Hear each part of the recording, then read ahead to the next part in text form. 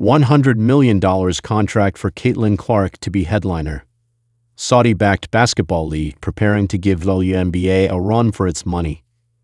Led by superstar A'ja Wilson, who's continually making her case to be in the GOAT conversation, when her illustrious career is over, the Las Vegas Aces took home their third WNBA championship in the last 4 seasons. With the 4-game sweep of the Phoenix Mercury, Wilson became the first player in WNBA history to win MVP, DPOY WNBA Finals MVP, and the scoring title in the same season. Now, as the WNBA heads into its offseason and a brand new CBA, collective bargaining agreement, looming, the talk around the league is, where does it go from here?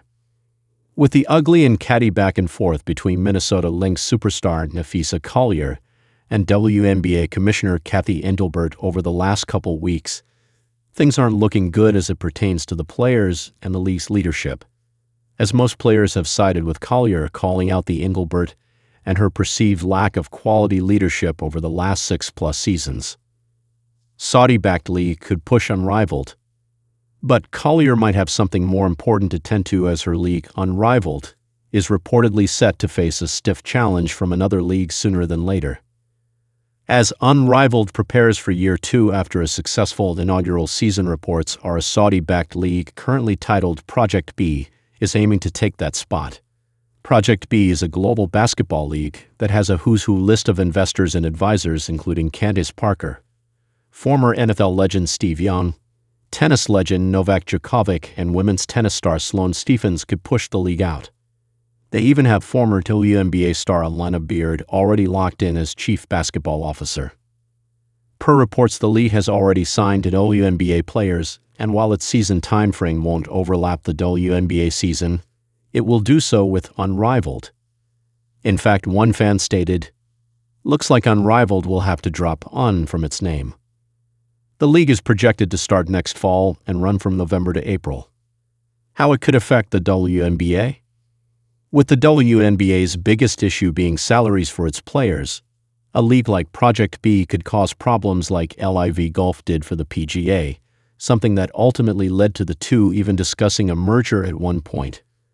While that doesn't seem like it will happen at the moment, LIV's arrival has still threw a serious monkey wrench in the PGA's process. With the aforementioned CBA talks expected to heat up over the coming weeks and months, players' salaries will be a real sticking point, and with Project B being backed by the oil-rich Saudis, in the words of Atlanta rap icon Jermaine Dupri, money ain't a thing.